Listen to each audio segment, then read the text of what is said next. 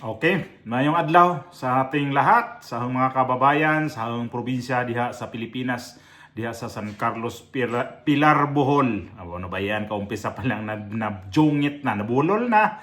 Okay, sa ating mga subscriber po na nandito ho lagi, nagko-comment po lagi sa inyong suporta at inyong pagtiwala po sa ating mga komentaryo po dito o sa ating mga reaction dito sa ating YouTube channel. Marami pong salamat sa inyong lahat. Sa mga pangalan po ninyong hindi ho talaga nawawala ho lagi dito sa ating comment section sa ating tuwing may upload po tayo sa ating YouTube channel. Marami pong salamat ulit at God bless po sa ating lahat.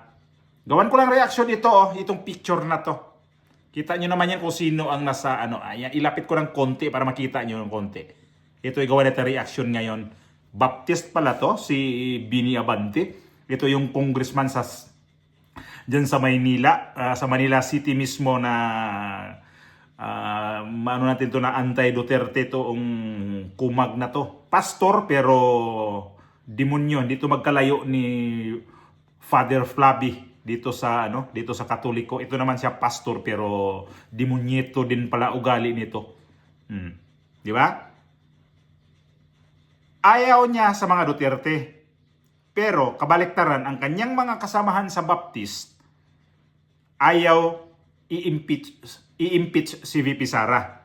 At ibig sabihin nito, nilaglag to siya. Itong pastor nila mismo, ang mga miyembro nila, nilaglag ho nitong mga kasamahan ho ni Bini Abante.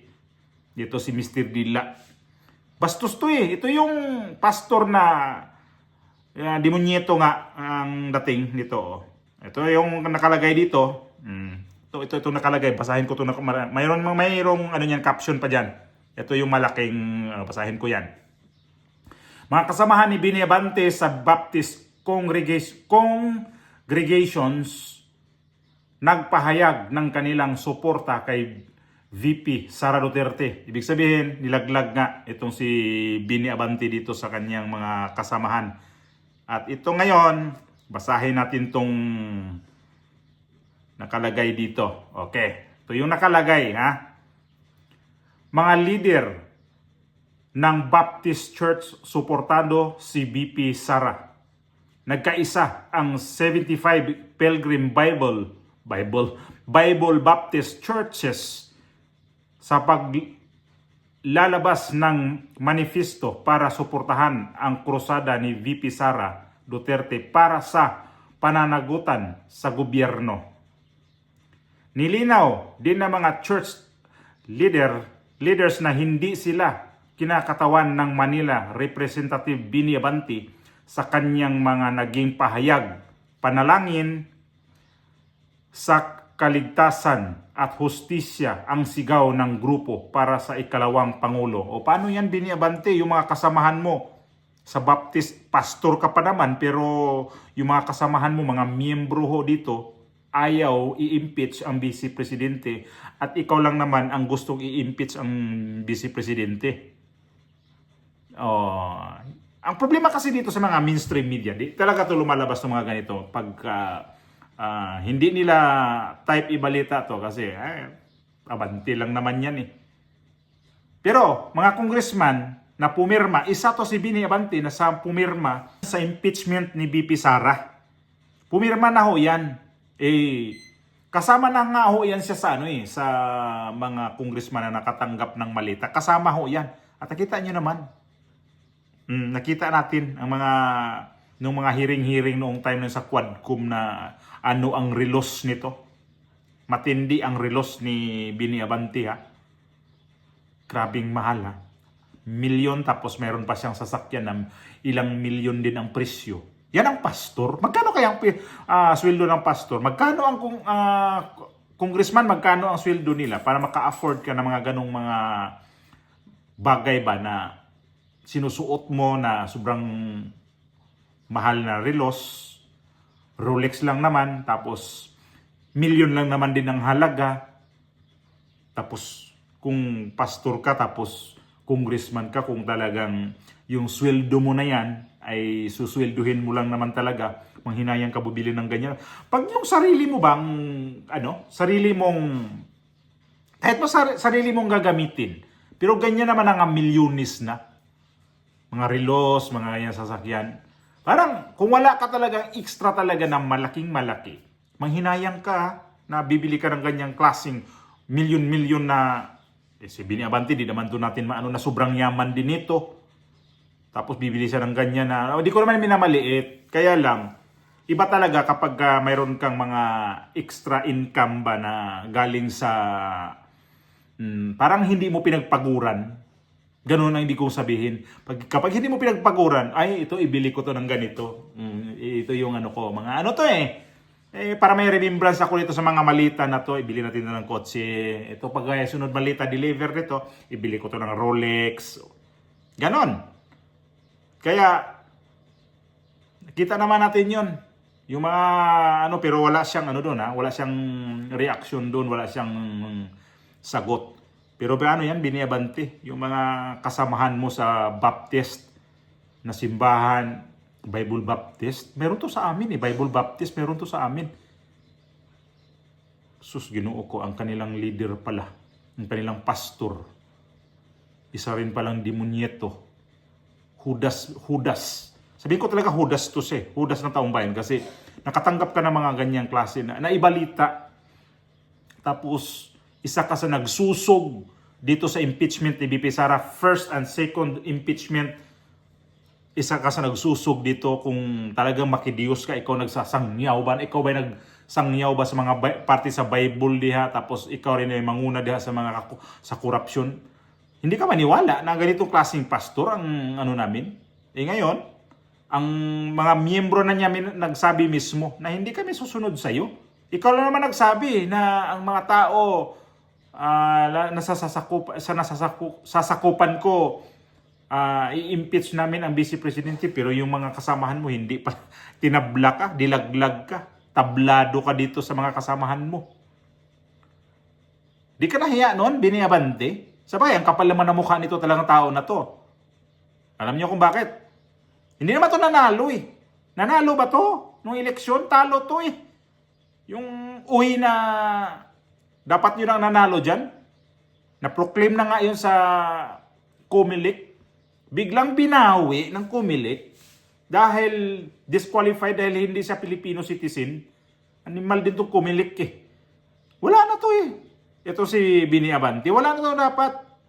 Ngayon, ang kanyang kagarapan ng pagmumukha nito, tuloy-tuloy ang kanyang pananalasa dito sa sa impeachment ni BP Sara.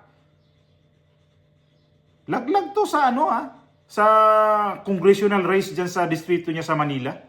Sus, pasyalan ninyo itong Manila, itong distrito ni Bini Abante. Umulan lang ng konting ulan dyan. Baha. Ewan ko lang kung nagkasundo na sila ng mayor, utrong-uplok din ng mayor ng Manila, itong mayor niyo dyan. Itong mga distrito ni Bini Abante, ito na sakupan niya, Santa Ana, itong Bacood, Santa Mesa, ubod ng baha. Ilang taon na ba siya nagiging congressman dyan? Nalala ko natin yung congressman, yung si Jimenez ba yun? Yung na pinadala din sa Amerika kasi di rin daw yun, ano ba yun, na ano bang kaso yun sa Amerika? At bago kay Jimenez na yun, parang ito na rin yata siya o si di ko sure si Lou Veloso kung nagiging congressman. Hindi yata nagiging congressman si Lou Veloso din sa distrito na to ni Pero si Bini Abante noon pa to Dati diyan ang daan ko talaga sa may Santa Mesa, Bacood. Diyan na madalas ang daan ko, araw-araw ho yun. Pag nag-ulan na sa may Santa Mesa, sa may Puresa, nako, yung bago aakyat ng papuntang Nagtahan, nako po, asahan na dyan. Magbugsay na talaga ang mga jeep noon yan, pagdadaan ho dyan, sa lugar na yan. Kay Bini Abante hanggang ngayon, naba pa rin yan Tapos niluloko kayo ng congressman na to. Di ba ito pangluloko na natalo na ito, tapos ayan pa, nagiging congressman na. Kasi nagbigay yata sa sa Comelec ng padulas doon para bawiin itong proklamasyon ni yung Uy na yon. Ito yung kinampanya ni VP Sara, yung si Uy. Ito yung galit na galit si Bini Abante kay VP Sara lalo noong midterm election kasi nga yung yung picture niya nilabas sa screen, sa LED, nilabas doon, yung ganyan ang dila. Galit na galit siya doon. Binastos daw siya. Eh ngayon, Bini Abante, sino bang bastos? Eh, ikaw o si BP Sara? Ikaw naman yung una nang babastos, noon ka pa, noong nakarang taon ka pa. Anong pumunta si Pangulong Duterte sa Quadcom, binastos mo rin yun eh. Matanda ka rin, tapos nanumbat ka pa ng ang inyong religious group, isa sa nagpapanalo kay Pangulong Duterte nung tumakbo pagka-presidente. Matino bang taong gano'n na nanunumbat ka na, oy, yung grupo namin, Mr. President, isa to sa nagsuporta sa inyo noong kumandidato kayo ng presidente. Lahat kami doon, gawa sa akin yun, na ako ang nag-ano sa kanila, suportaan natin to. Ang tino bang tao ng ganito na nagpabida-bida ka doon sa hearing na yon? Tapos ang ginawa mo ngayon, ibida mo na naman, idalhin mo yung mga miyembro mo na, ito yung mga miyembro ko, ayaw sa vice presidente, kailangan ma-impeach. Yun ang sabi niya, pati distrito ko. Ayaw yan, ayaw sa vice presidente.